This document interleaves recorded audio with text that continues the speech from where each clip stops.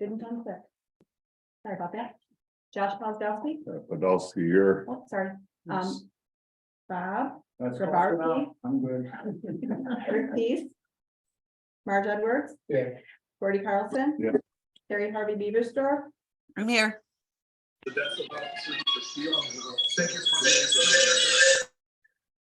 Dr. Richard Long, Here.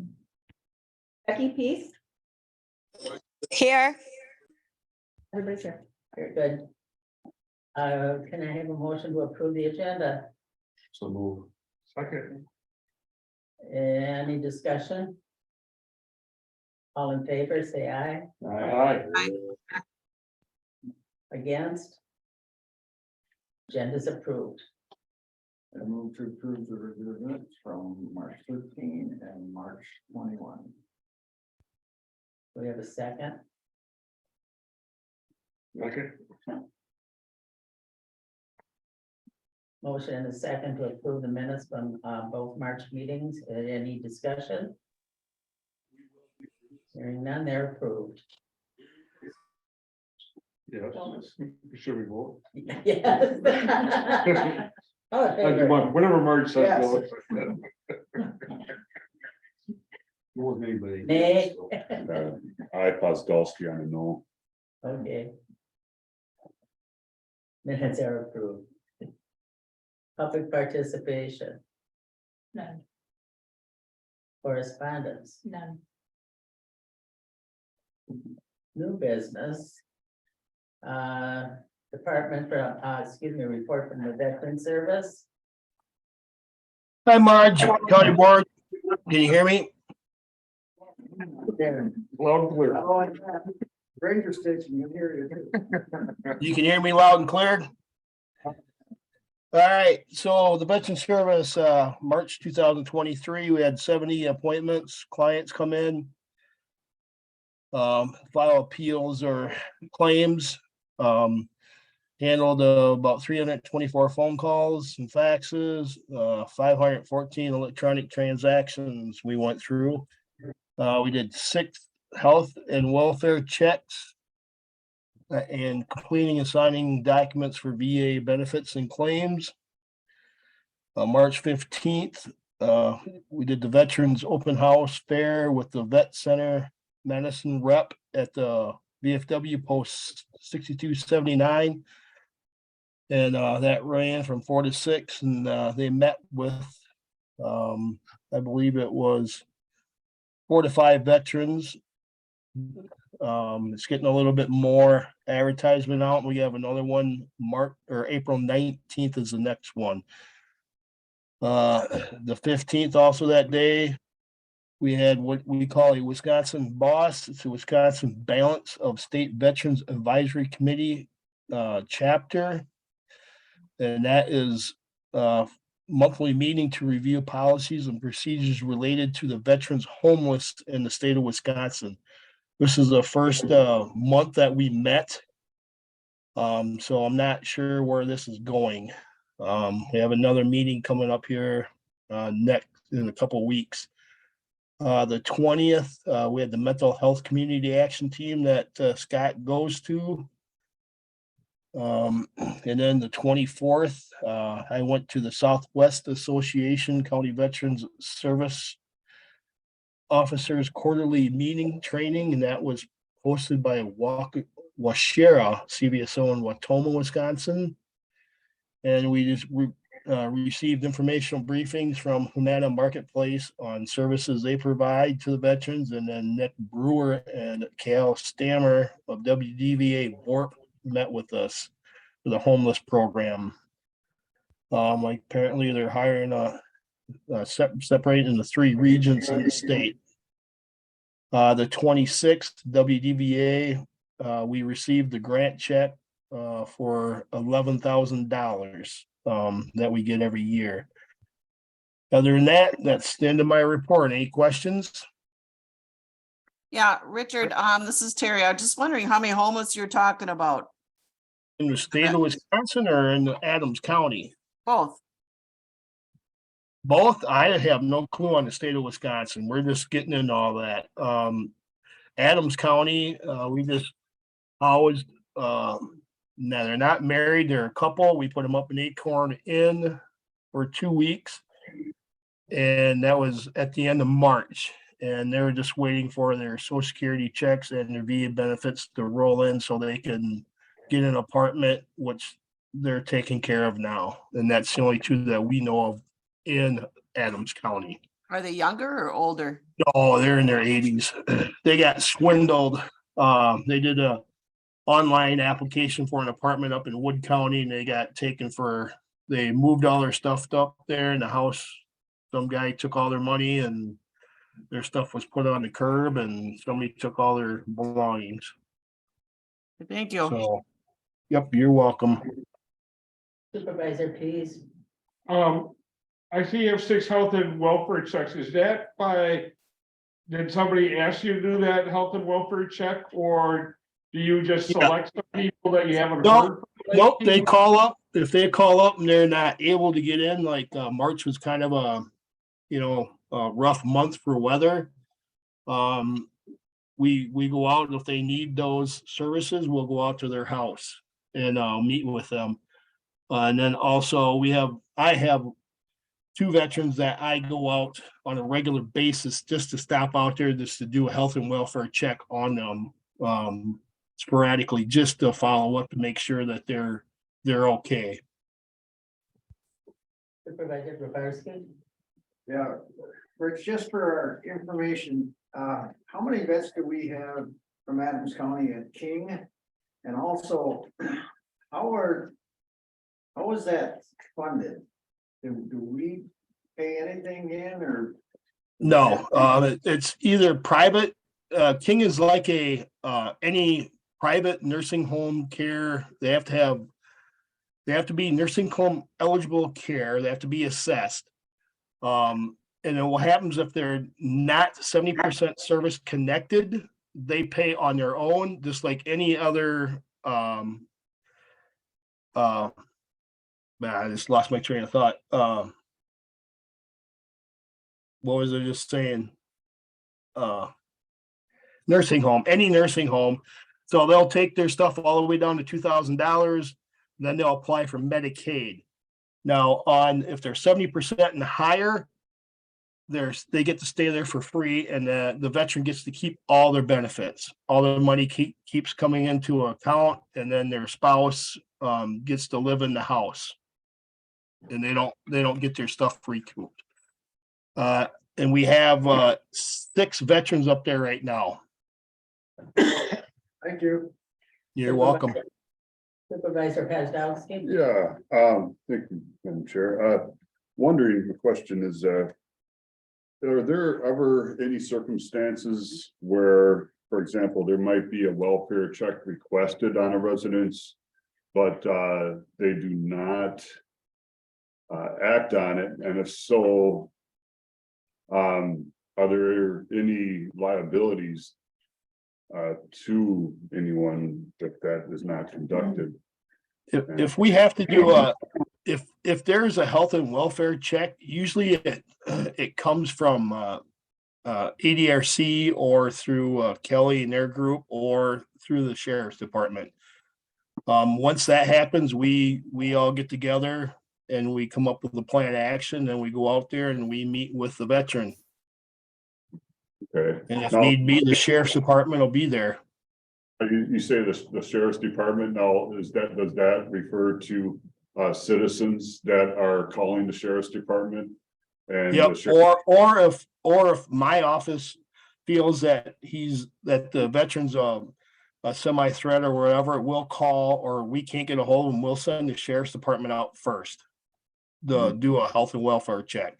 And then once they report back that, yeah, he's okay, but he needs assistance, then Scott or I or both of us will go out there, and then we'll go out with a elder care representative to see what we can do for the veteran. Okay, so there's never a circumstance where if this such request is made that it's not followed through with, and there's always some kind of contact made? Yeah, there's always, as far as I know, every health and welfare check that's come in has always been met. Okay, There's never been. a unless circum- there's one that got through the cracks, that I'm not aware of. But is there anybody that's held liable? Should a welfare check not be conducted? Not to my knowledge. Okay. I won't allow that. I will go out personally, or I'll go out, with somebody, or the sheriff's department. We'll meet them out there. For a veteran. If anybody else, that's out of my jurisdiction. I just handle veterans. Okay. Who handles the regular population, the whole? That's And That not- would have to be brought up by somebody else. That would fall under Health and Human Services. Yeah, that's what I thought, okay. And we work pretty close with everybody in the building there, so, Thank you for that, appreciate it. yep, you're welcome. Thank you, Rich. You're welcome. Want to do my financials or any more questions? Any more questions? I'm hoping, Marge, that, I'm working with the maintenance department and, I'll be working with Rich and IT. We got that $15,000 grant from the COVID grant, and they want it basically spent, I guess, on advertisement and stuff. So we're gonna be doing, hopefully getting one of those neon signs that we can scroll over across the building and stuff. So hopefully that'll help us out. But that's in the work.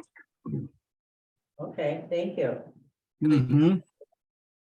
Your financial report? Are there any questions from anyone on the finances?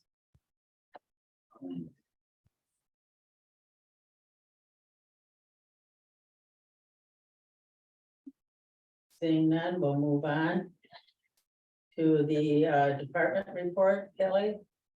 I think- Our February financial Thank you, report, Rich. our February financial reports in the packet. Are there any questions for us regarding the financial report? Supervisor Kozlowski? Kelly, can you help me with the last meeting we had? I'd mentioned, I asked about a crisis facility, and there's a budget for that. Can you please provide me with a hard copy of the report where it indicates how much is budgeted for these? It's in your packet already. So if you were to turn to page,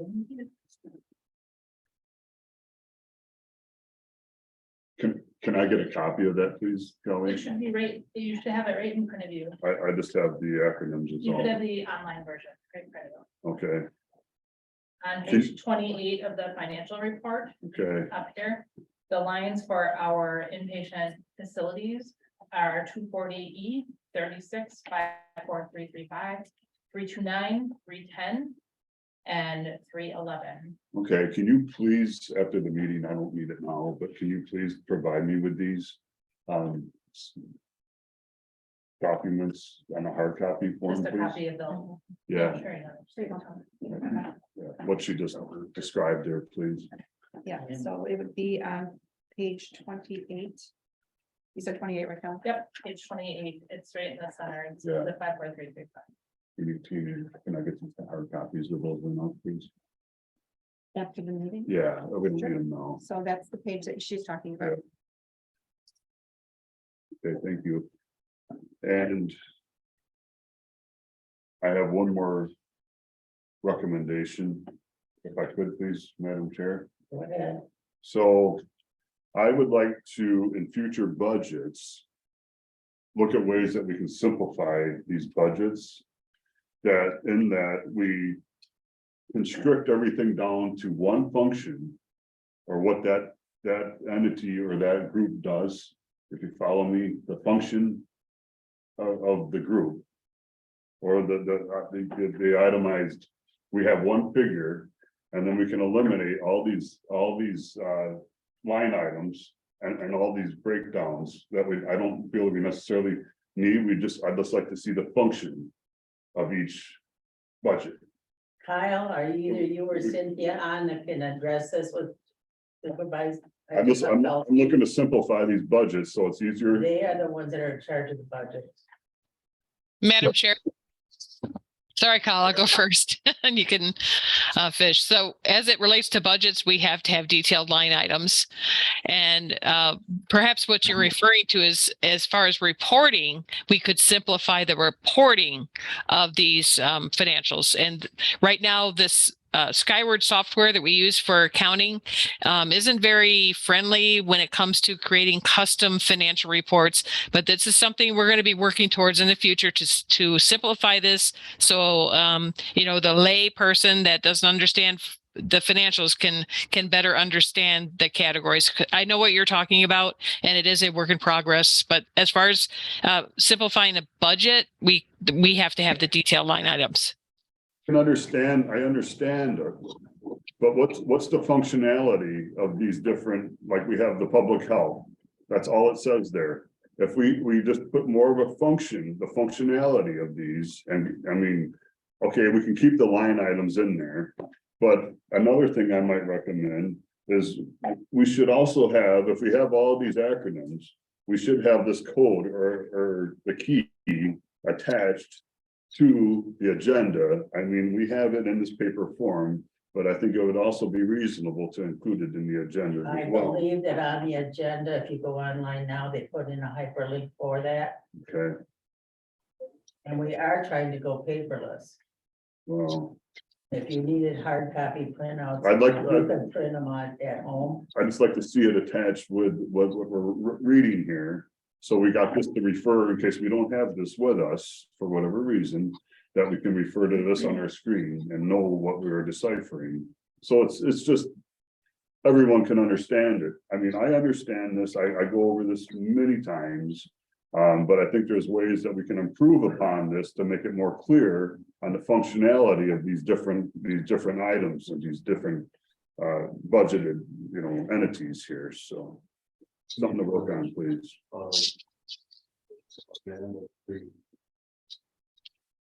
Report just added to it, the acronyms. Yeah. I know we've had some that's added on, Yeah, here and there, but. Well, I mean, once it's on there, all you do is hit the same thing and it's put it on every time.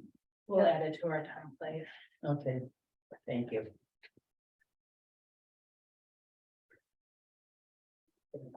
Moving on. The director's report, Are there any questions about the report or the narratives? So Madam Chair. Supervisor Pozdowski. Madam Chair, if I may. I noticed in there that. I guess my question would be for Kelly.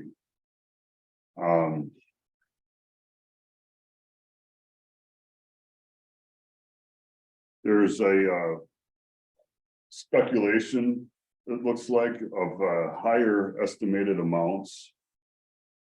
Can you give us an example or some kind of percentage on the projected amounts? I think we're on the same, it's 8.2B, is that where we're at here? What are you, I was reading through here where we're. Looks like there's a, I don't know if you call it projection, speculation.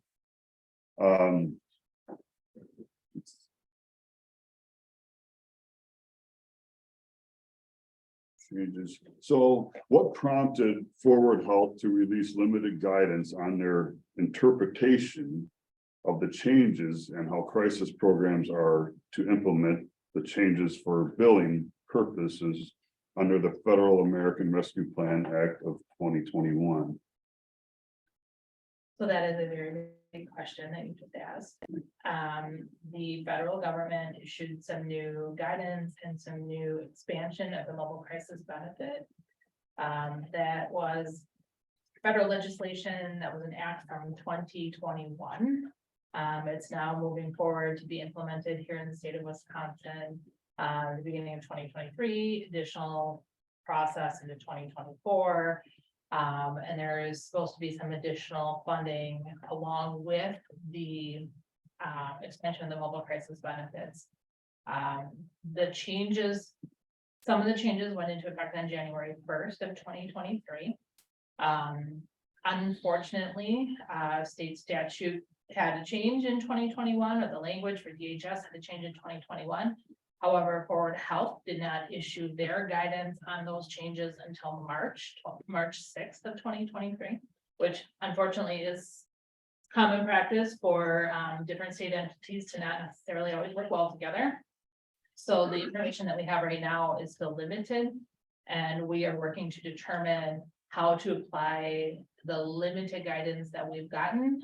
Several counties have put forward additional questions to the state. The state is aware that counties are seeking additional clarification of these changes, and has a special mailbox set up for questions. And then as state determines how they're going to respond to those questions, we're just kind of waiting, which is very common. Do you know what kind of, I mean, if we refer to your, they're anticipating the changes to the crisis program, which include the changes to billing.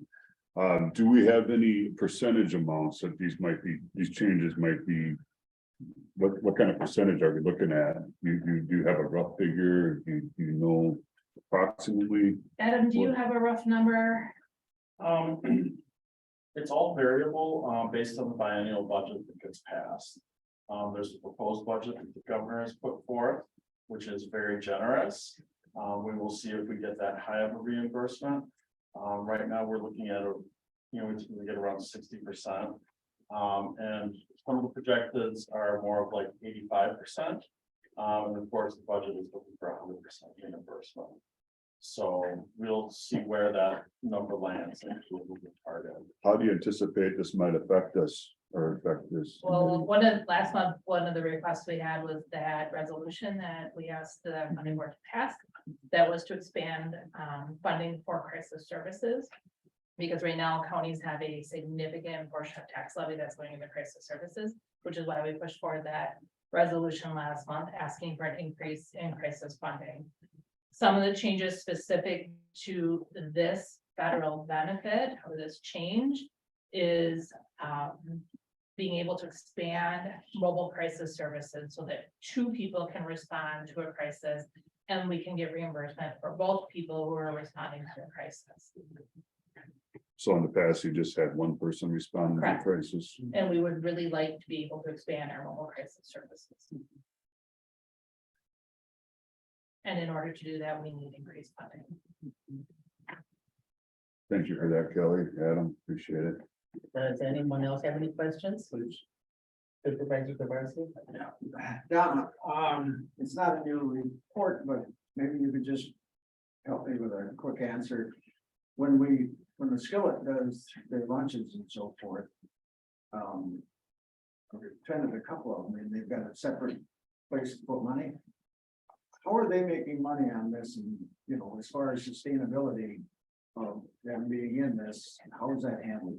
So they're contracted with us to serve meals at no more than $12 a meal. So whatever they put together that they can keep it under $12, then we reimburse them for the cost of the meal. And they've never charged us $12 a meal. It usually averages out with the meal cost between $10 and $11 a meal. So we pay them that, and the grant then supplements us to pay them for that meal. Okay, And then the donation amount of $4, if we get that, some people put more, some people put less, but that donation amount then supplements that as well. that comes back to you, Yes, the ERC. Okay, exactly. all right. I was concerned that it was sustainable. So, okay, very good. Thanks. Supervisor Hudson. So my question may be for Cynthia or Kelly.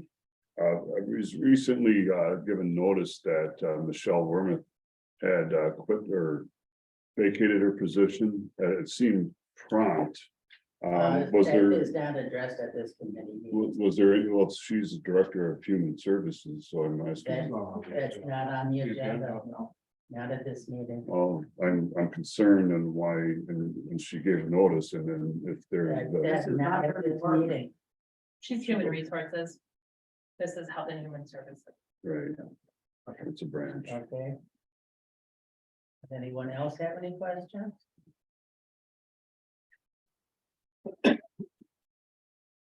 Want me to move on to the project status report? Please. As far as the project status report, the only major item that I think is worth really highlighting today is the fact that our order for the 8 GMC vehicles has been canceled. GMC has canceled the order. Oh.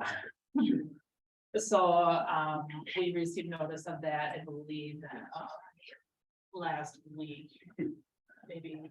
Your staff's gonna be walking everywhere. Yeah, so hopefully we'll be able to come up with some other options or opportunities. In the near future, but that was kind of a disappointment to find out that they had been canceled. GMC is unable to meet the demand, something like that. Kelly, weren't we told that they were in stock? They were taking orders. Oh, So, Well, some of them have had different, add-ons, you know, if they were showing those, I went through that whole list. Not every one was exactly the same, that's why. I think That's why we they bought one for stock. so Yeah, I think they were in stock somewhere. and Yeah. Got sold. yeah. wouldn't be, yeah, I mean, we could speculate, but maybe. So that's where we're at. We'll continue to work with Kyle and see whether their options are available to us. Thank you for trying to save us all this money. You're welcome. Yeah. You're welcome. We're saving all Remember kinds this- of money, really. You're actually saving some money. But yeah, those vehicles are certainly heavily used. That's, I don't know if there are any other questions. That was pretty much my big highlight. Is there any other questions on the project report? Okay, moving on. Report of committee members. Donna, do you want to give a quick update on the Aging Advisory Committee meeting that you held last month? And we met on March 15th at the community center. We reviewed the program reports from January and February. We approved an appreciation letter for the ADRC Aging Division. We discussed the aging demographics and how it may affect future funding. We discussed the required Title VI plan for the 5310 grant. And our next meeting will be May 24th at 1 o'clock. Anything else? No. Did these other two committees meet? The CWCAC. No, the CWHP, I can't read that far. CWHP, CCS Regional Planning Committee did meet. And we had a very standard meeting, some new introductions, training was provided to the committee. Our next meeting is June.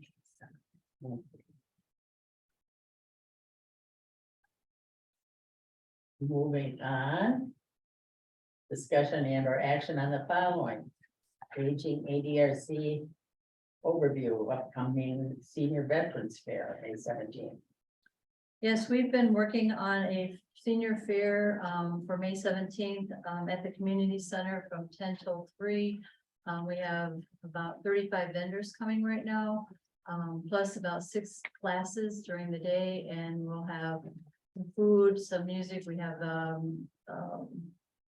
some activities for outside as well as inside. So the last time we held a senior fair, which was in 2019, we had a little over 200 people, 200 seniors come. So we were really excited that we can match that or maybe even, I would like you to see 300 come this year. So we're working really hard at getting people there, and it's about getting people in the community to educate not only on the services, our whole entire department's involved, but also to talk about volunteerism, hopefully get some volunteerism up with not only with our organization, but within the community. Talk about social isolation. I never say that word right, but so we're just working really hard at promoting that right now. We've got it all set up and ready to go. We'll be providing a meal at a cost, cover that, but it is a free admission for everybody else to come there and see the services. Donna, Madam Chair, what are some of the vendors that are going to be there? Oh, we have vendors from the Master Gardeners Club all the way to hospice services to North Star to just all kinds of vendors, different variety. We didn't want it to just be a health type fair. Although we do have Gunderson coming in to do health screening, we have public health doing some education on vaccines and nutrition and things like that. So we have a variety of the vendors coming in right now. Thank you. So hopefully all of you will be able to attend and see the hard work that went into that and the significant benefit that the senior and veterans fair is for the community. Very good. Anybody else have questions? I do want to add that Rick, the Veterans Service Office is working with us, and so is the Toma VA. So they are working with us on this as well. Very good. Behavioral health presentation. So, we wanted to give you a little information about where we're at right now. I'm gonna ask Adam and Diane to jump in at any point if I miss anything or at, there's something that needs to be added. So we kind of wanted to give you an update on our current behavioral health placement trends and our expenses. Next slide. So to give you a little information about what we're talking about, we're talking about our placement costs. Those are your psychiatric placements as well as residential placements for the adults. So our costs will vary from year to year with placements. We have some slides that will show that how costs really ebb and flow from year to year. It is very difficult to project costs and the number of individuals we're going to need placements each year. Right now in 2023, we're seeing quite a few individuals who have high acuity needs and are requiring placements. And these placements are for extended periods of time. We also are looking at significant costs already at the beginning of the year, and we want to make sure you realize that the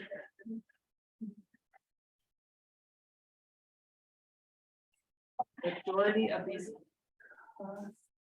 we're having some technical difficulties. Yeah. We usually blame that on Bob, like smart. Okay, hopefully that's better. So, most of these costs are by, our tax levy costs. We're having some, access issues with the building.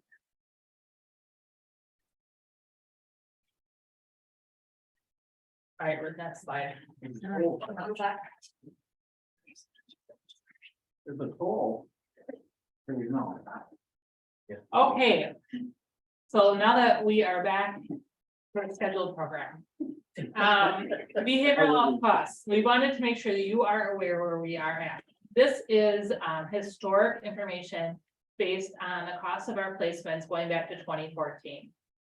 You will see how much these costs change from year to year. You're talking, they can vary between $150,000 to nearly $300,000 from year to year. So the costs are unpredictable. They're really dependent on the needs of individuals. For 2023, you will see that the $156,000 that's been spent so far this year is for January only. That is 30% of what we budgeted for the entire year. We had actually budgeted more than what we expended last year. So we had budgeted about $517,000 for psychiatric and residential placements. And in 1 month, we've already expended 30% of that. Next slide. I wanted to show you what hospitalizations look like from year to year.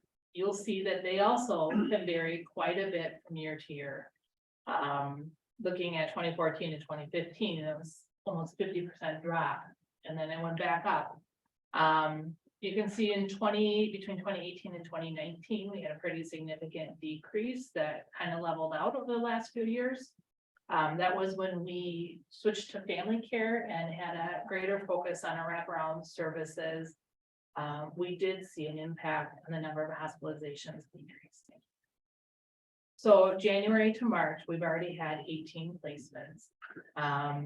If we were to just do simple math, we would be looking at possibly going back up to about 80 potential placements this year.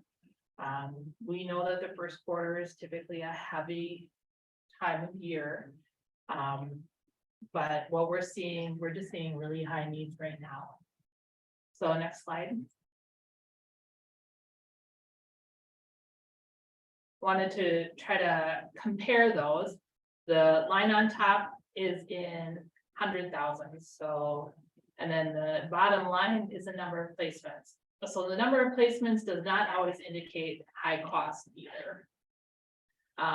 What we know from 2022 is we had far fewer placements than we did in 2020 and 2021, but yet our costs were pretty high. The cost of placements is definitely rising. And we just bringing this to you so you can see that with the ebbs and flows, it looks like right now it's definitely on an increase right now. Next slide. So a good question is what's included in these costs? So the cost for our psychiatric hospitalizations and residential placements are anyone who is involuntarily hospitalized, anyone that we've assisted with a voluntary hospitalization, anyone who's had to be involuntarily detoxed, anyone who's requested voluntary detoxification, and if it was arranged by us. Residential placements for adults who require a higher level of care, maybe they've been hospitalized and they're not able to come back fully into the community yet. Costs also include individuals who are on a settlement or commitment order from the court. They're required to have 2 psychiatric evaluations. So that cost is also included in this.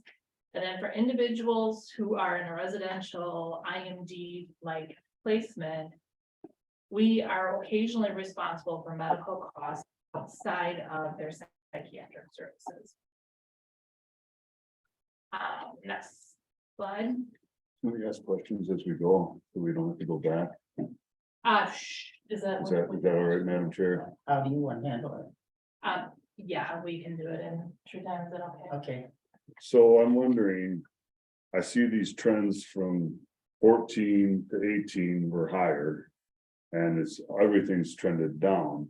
Now, could this be that accessibility to these services has been diminished? If so, could this be playing a role in how, the expenditures that we see on these charts? There's limited access to some of these services that we're talking about, and is it harder for people to possibly gain these services? Could this be playing a role as well, Kelly? Jess, did you want to answer something? Yeah, so in the transition from 2017, 2018, 19, those 3 years was a transition to our full-time psychiatric.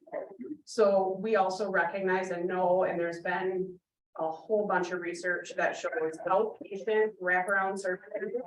If you can meet the needs of the community where they are, the overall health and wellness of that community improves, and that is very evident there. Not only did we transition to family cares and get more services in our community and bolster the CCS and CSP programming, the CLTS, but also we went from 40 hours of psychiatry care a month to 40 hours of psychiatry care a week.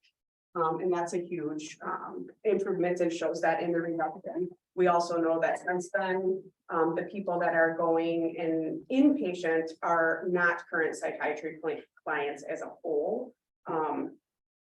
Also improves those stays. The ones in this year have come out and were new clients to us, if I'm recalling correctly. They were in for a very significant period of time and some facilities that were court mandated before they even came to us, but they were residents of our county, so we got them on the other side of that and have been able to maintain their community involvement since then. Okay, just one more question along these lines, if I may, Madam go Chair. ahead. I don't see any ages of any of these do you have an approximate age bracket for the differences here? I don't see any basis at all. So the costs and placements are The psychiatric placements are including children and adults in that cost. The only placement costs not included in this would be children going to residential placements through the foster care system or through youth justice. So you're saying that the children and adults are all combined, so there's really no way to decipher if these may be children, pediatric cases or adult cases, is that right? We would be able to pull data and. But how do I establish that now? How do we You don't need establish? to do that right now. Right now, we're just looking at the overall trends of what. the I'd like to community know the is seeing. adults from the pediatrics, I guess that's pertinent. And I think we reasonable. shared that information, a few It's not- months ago. Yeah. It's not very apparent or clear or It was transparent. shared a few months ago. If it's not transparent in these charts is what I'm saying, so. So some of these costs that we're talking about. Is that some of the, you're talking about the state should fund us at 60%. And then in the current budget, they're asking for 85 to 100% of these fundings, is that? Well, Is that hopeful or not hopeful, or what, is that where we're going here? That's for funding of our crisis workers going out to evaluate. Okay, not this. not this. Oh, my gosh. Do you want to go ahead a slide? So, one more slide. So this is what an example of what daily rates look like for us. We negotiate whatever rates we can possibly negotiate. However, the state does set other rates like for their state institution. Adam, I think you've been able to negotiate Yeah. some rates at, Yeah, for a lot of our substance abuse treatment, I've been very aggressive in negotiating rates. And we've been able to negotiate some of those 30 to 70% off the sticker price. So, we are very conscientious of how we spend money and. Use the funds, so we work very hard to make sure that we get the most for our dollar for the county. So we're looking at these 18 people that were currently done so far, that. They're obviously staying longer stays than in previous years. it depends. Individuals, can be hospitalized for 3 days or several days. So what the facility is telling us they need. And right there is a good example of the various rates. The bottom two rates are for crisis stabilization. So we have entered some contracts with North Central Healthcare Center for our crisis stabilization rate. And also Lab Lake, which takes female youth. And it is a nice, they are nice options to have. However, crisis stabilization is a voluntary placement. You can involuntarily place someone in our crisis stabilization. So Kelly, can I just add something to this? I think that the other thing I think that you should know is we do participate in the discharge planning meetings. So we can arrange follow-up services once that they are discharged. Unfortunately, some of the placements that we're waiting on depends on the managed care organization to find a placement for that individual to go. So one in particular on here, we're meeting weekly with to see how that MCO is developing that placement for that individual. And unfortunately, like I said, we have to wait until they have a home that will accept him so he can transfer out of the healthcare center. Ruth, do you want to go to the next slide? Sure. I Yes, had a question there for Adam. He was talking about negotiations. Can you tell us what kind of negotiations that you do? And what this, how that makes it, or how you come up with a decision on placement for certain individuals? Sure, we contract with a number of regional facilities, usually things that are geographically close to us. Because we can get people there. And we have minimal transport. A lot of agencies, if we are willing to enter into a contract with them, they will negotiate down their rate. So we always try to do that. Not every facility will do that. And, you know, we have limited power too, because we're only buying so much in the marketplace. So that sort of limits our ability to do that too at times. There's also So- a criteria that they need to meet. Yeah. The facility has to be willing to accept the placement, make sure that Yeah. it fits their current population. Yeah. So, I'm concerned, is there the services, are they ever compromised or diminished due to negotiations? How do we No, make I sure mean, that that doesn't happen? Do they take facility is away from licensed services? by the state, DHS, DQA, and they have to meet the same standards. Regardless of what price they negotiate with us for their licensure. So if we Thank you. go to funding sources, these are various ways that placements are paid for. Majority of the placements are paid by tax levy. Sometimes Medicaid and Medicare will be able to cover a portion. If an individual is determined that they may have an ability to pay, we have to look at their means, their income. And determine if they are able to pay for any of their stay. Generally speaking, most individuals do not have an ability to pay. We look at private insurance. Sometimes private insurance will cover a small portion or a portion, it depends really on the private insurance. If people don't pay their portion, we can pursue collections. We generally have minimal response when we pursue collections. If individuals have no insurance, the same process goes for determining income and ability to pay. We can also pursue collections with those folks. But again, it's challenging to get a response when we pursue collections. And then occasionally there are garnishments that occur through state hospitalization. And occasionally the state is successful in getting like a tax intercept. And every we will get a portion of that. Supervisor Kozlowski. Yeah, the question, no. Are you talking? Pursue collections, are these the individuals that are getting treatment? So if they have a portion that they're responsible for to pay, we have to determine if they have the ability to pay, and if they do, we can pursue their ability to pay for part of their service. Could this affect their credit? Or their ability to gain credit in the future and somewhat restrict them on their ability to be independent? No, I don't know. that How is would that be not that. possible? If they can't get a Because loan, generally, if they get a doing collections judgment, is more costly. right, but if they get a judgment, then they're kind of restricted on even getting a credit card, so wouldn't that restrict their We are their pursuing ability a judgment, we would be working with a company to try to get something. Generally, we work with our own staff and our own billers to send out some invoices. I think you're taking it further than what we're taking. Well, I know just based on what I know, that if somebody gets a money judgment against them, that they are restricted on credit. We are not currently doing money judgments on it. Well, then what do you do? We have our, invoices to try to recoup money for, So there's no accountability then if they don't pay. we keep sending an It's invoice. just, I mean, So do you want us to pursue collections? no, I mean, I'm just wondering if they're not. It doesn't sound like they're enforcing anything, so. It's just Would you prefer another, that we no, did? I'm not saying that we should, but it just goes to example. Of a lot of things that aren't enforced that are.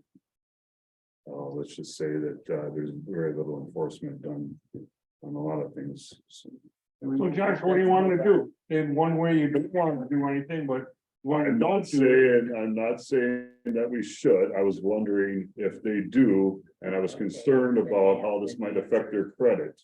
And their ability to be independent in the real world and even get a job.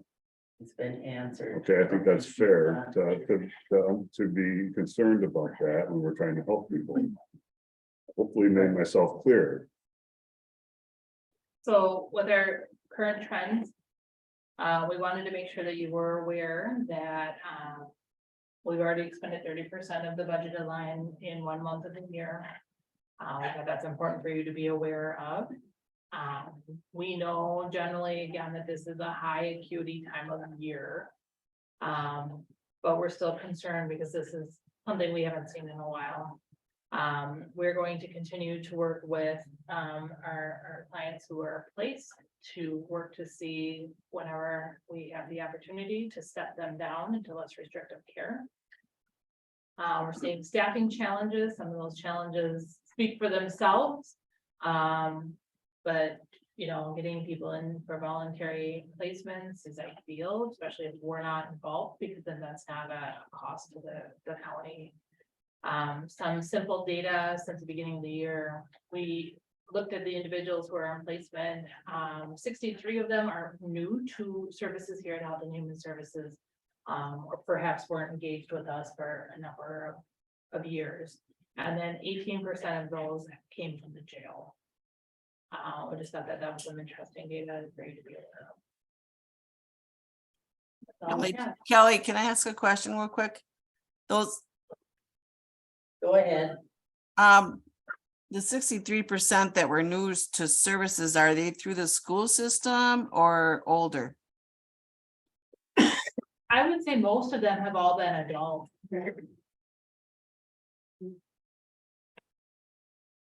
Thank you. Do you think they're new to the county or they moved here be? You don't know? Little bit of mix of both. We had a couple that ended up. Their placement after their hospitalization ended up being here in the county. That was their chosen support.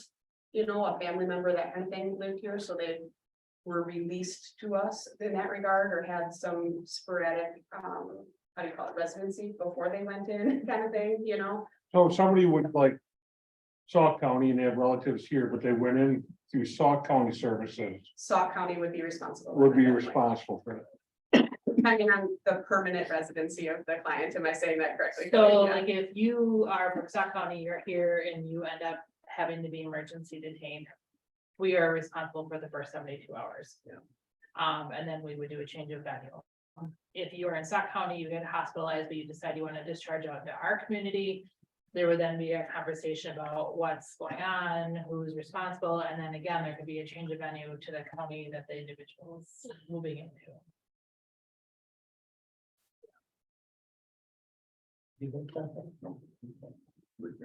Okay, that's, we just wanted to make sure that you were aware Where are they placed in that 72 hours?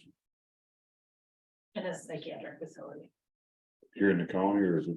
We don't have a psychiatric facility in the county. Right. So where do they go? It would depend on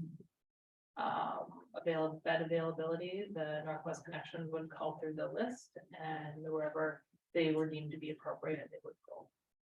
Basically, all that. Is there ever a case where there's not bed availability? What happens then? The office in the state has to take them out when they go. We've covered that numerous times, Josh.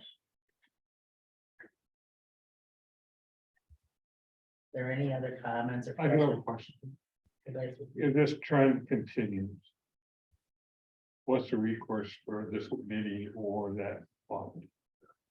I think what we do is we continue to bring it to your attention and your awareness, so you're aware that there's a potential that this can make us go over budget at the end of the year. We would obviously work with Cynthia and Kyle. We are hoping to have a positive fund balance with the closing of 2023. So hopefully we would be able to utilize funds for them. Okay.